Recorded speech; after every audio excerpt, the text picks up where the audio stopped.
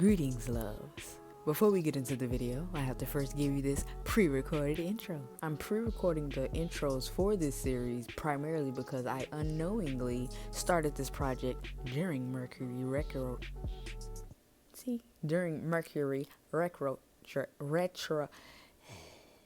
I pre-recorded these videos during Mercury retrograde. Jesus Christ. So needless to say, I've done many different takes and I'm honestly quite tired and just quite ready to finish this project. So within this zodiac series, we're going to pretty much be giving you the basics of each zodiac, the origin of each zodiac, the elemental sign in connection with each zodiac, its planet in connection, the moon cycles and or retrogrades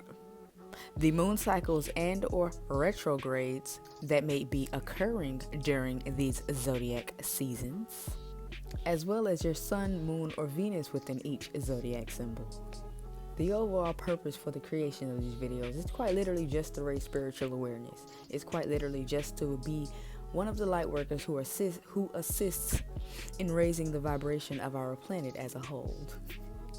Each description within these zodiacs is pretty much just the basic bundling of the frequently asked questions, if you will. It's just taking every single question about the zodiac at its basic and just bringing it all into one video and giving you a little bit of illustration for a little bit of zing, a little bit of zest on it as well.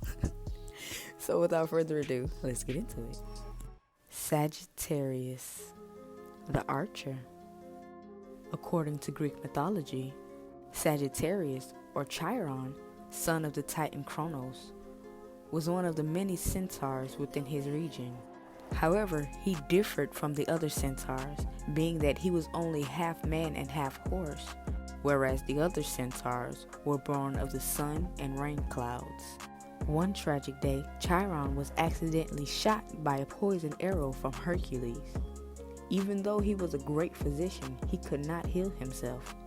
Being that he was immortal, he could not die, but was pained by the poisoned arrow.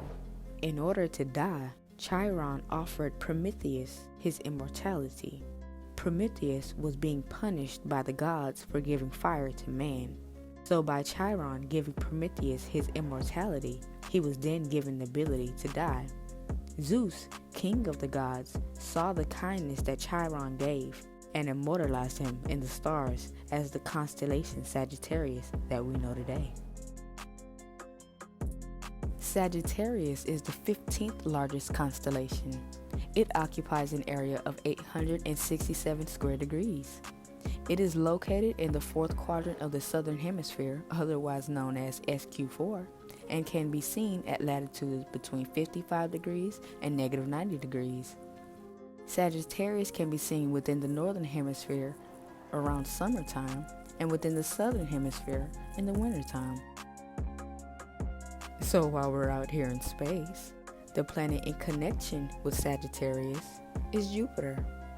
Jupiter in astrology is known as the Great Benefic. It bestows knowledge, abundance, good fortune, joy, luck, and wisdom.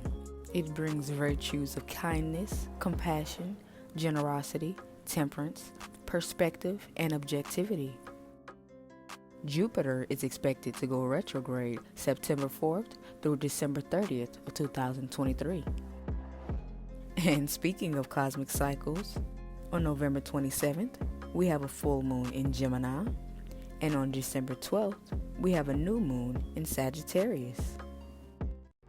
Now, before we get into our sun, moon, and Venus, if you are unsure where your sun, moon, and Venus falls within your natal charts, the best thing that you can do is check your birth certificate, look up the time that you were born, and this will give you the most accurate results.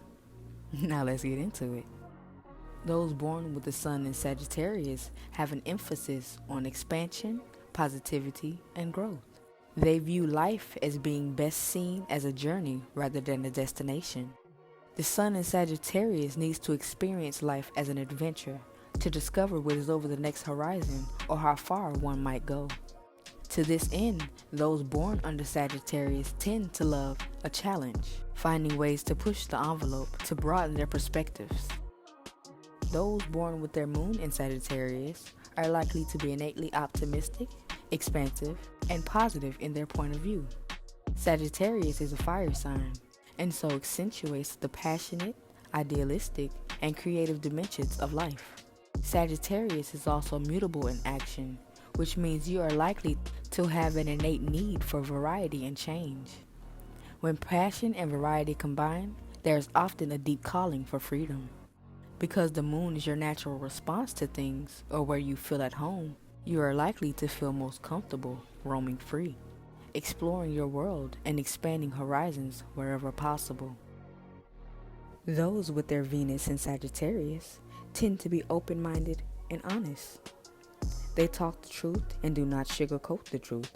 However, Venus gives them a polite way to deal with people and situations in a tactful manner. Venus's position also enhances the tendency to read religious books and go places. Those under this sign love the feeling of freedom in their lives, and they are nervous and angry about any threat to their independence.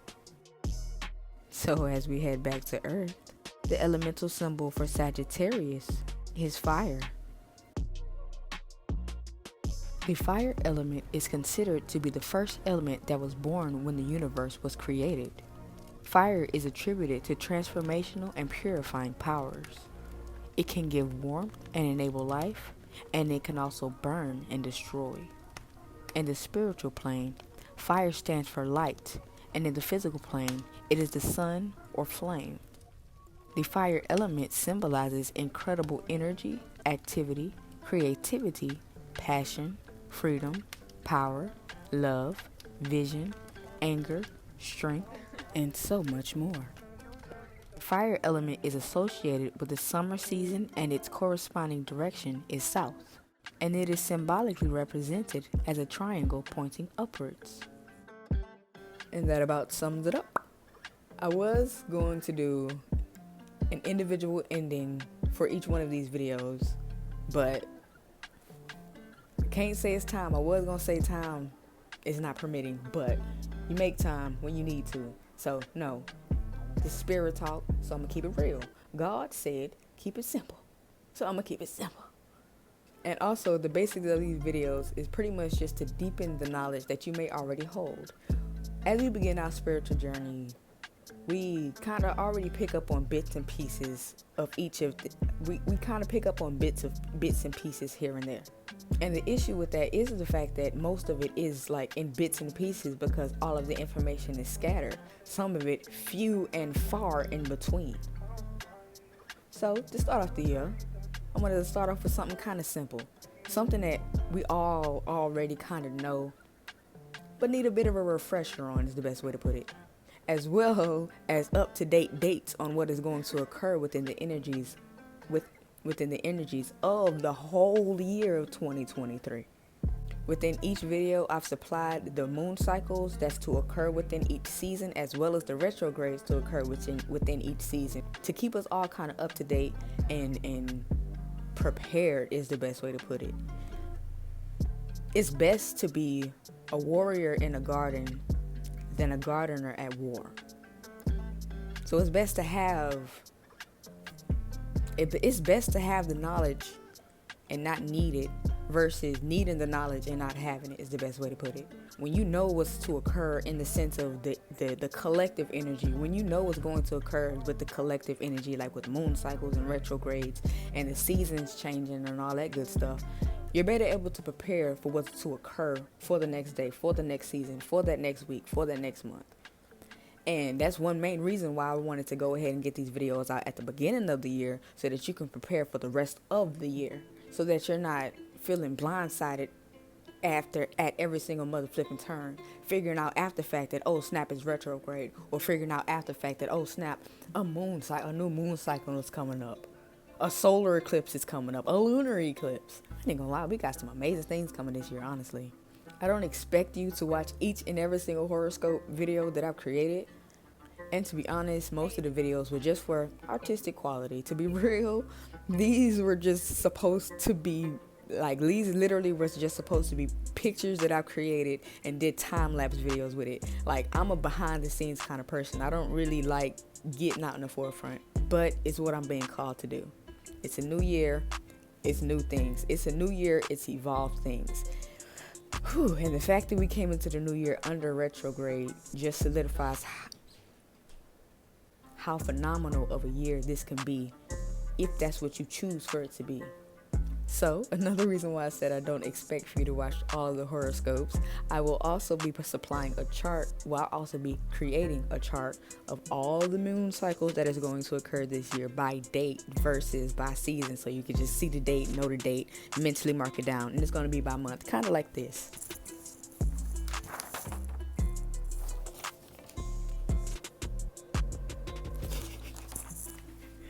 Yes, I had notes prepared for this series. Had to. I mean, come on, look at this. I love to write. As far as what's coming next, I got a lot coming next. I really don't even. There's so much that goes through my mind. I have so many visions. I have so many ideas. I have so many different projects. I have so many different things that I can do that it literally takes God to show me what to produce next, what to create next, what to go ahead and put forth the effort to then post is the best way to put it. So you're going to see a variety of different things coming from this channel, coming from this page, or whatever you're seeing this video at. And if you have seen my previous videos, the last series that I did was a DIY playlist on pretty much how I created all of these things. So it's really just about the energy flow. However which way God is asking me to create a video, however which way God is asking me to produce a message or any kind of motivation, knowledge, whatever I've learned and then to share, whatever it is, it's gonna be popping. You're gonna love it. Whatever it is, just know it shocked me when it came out. Just know that whatever it is, I was surprised and I was pressing play like on it too. Because half the time, to be real with y'all, I just kind of be on autopilot. To be honest, I'm kind of an individual that's I fully understand that I'm a spiritual being having a human experience. So the best way to put it is that it's like I feel like I'm out of my body a lot of the time. So it's almost like I'm on autopilot is the best way to put it. Of course, I'm conscious, I'm aware, but it's just more so the fact that I feel like there's a gulf between me and physical things is the best way to put it. But I'll get into that another time. And before we go, there is one thing that I'm going to say, or one thing that I will speak on. I will be starting an unofficial podcast called Let's Talk About It, which is pretty much a culmination of speaking on everything spiritual, not taboo or anything. Well, of course it's gonna be on taboo subjects and all this other good stuff, but pretty much just to open that doorway of understanding, that open that doorway of a church amongst the people, like a church amongst the people is the best way to put it. Bringing our soul family together. If you know, you know. That's the best kind of way I can put it into words. So I'm ended here. Y'all stay blessed, stay elevated.